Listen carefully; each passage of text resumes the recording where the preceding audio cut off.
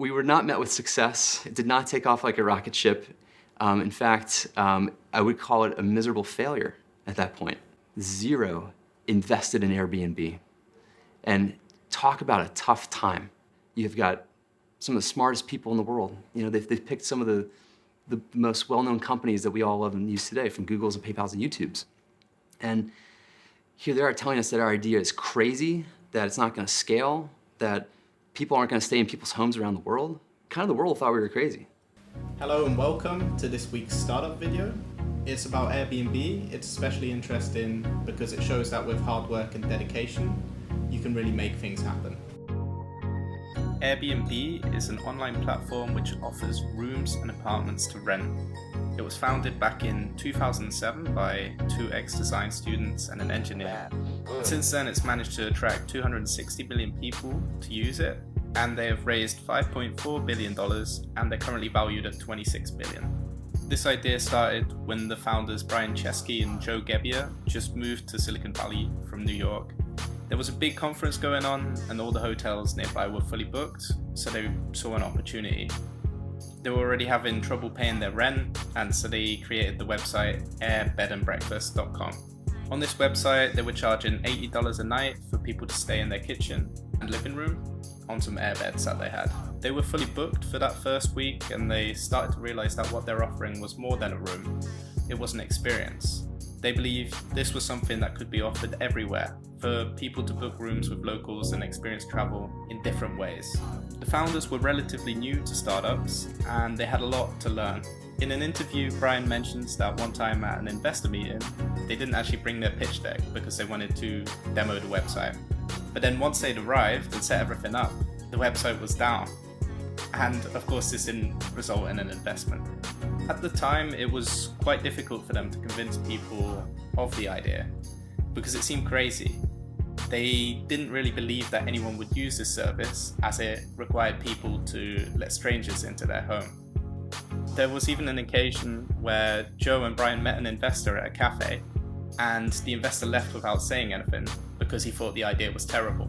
At this point, the founders were desperate for cash, and they were already both in $40,000 worth of credit card debt. As the angels weren't really interested in investing, they came up with a pretty creative idea to raise money. The presidential campaign was ongoing at the time, so they made customized cereal boxes in theme of the candidates. They were called Obama O's and Cap'n McCain's. They sold these at $40 each, and in the end they actually managed to make $30,000, and this was enough to pay off part of their credit card debt.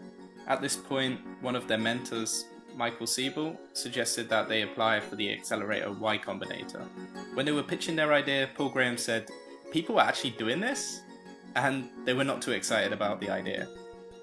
At the end of the pitch, Brian handed over a box of cereals to the jury and then told them about the story of how they had managed to raise their money.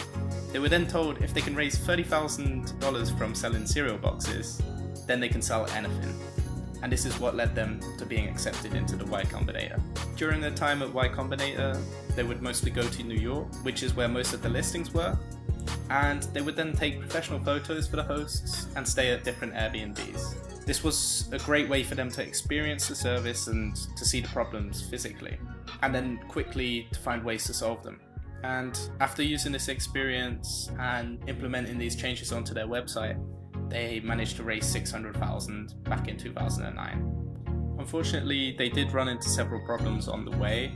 There was several incidents where people had their homes trashed, and in one particular case, Airbnb promised to help out a woman and to send her some compensation, but then they actually forgot to. The main reason for this was because they were growing too fast.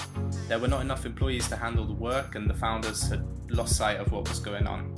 On top of this, people were being fined for renting out their apartments because of some old regulations which weren't really applicable to the service. Airbnb's really been trying to solve these issues by working with the governments, and they're still aiming to offer the services everywhere in the world. It was really inspiring to read up about the founding story because they've really shown that with enough passion and perseverance, anything can be done. The founders were really new to the startup scene and relatively inexperienced, but they truly believed in their idea and made it happen. And they did all of this whilst being in crippling debt. I really love their goal of creating their business all around the experience, and that they want to make 1 million entrepreneurs worldwide. In the early days, they were really focusing on offering a good service rather than growth, and I believe that these are the things that have made them so successful. So I hope that you enjoyed that video on the founding story of Airbnb. Please let me know what you thought in the comments, and I'll see you in the next video.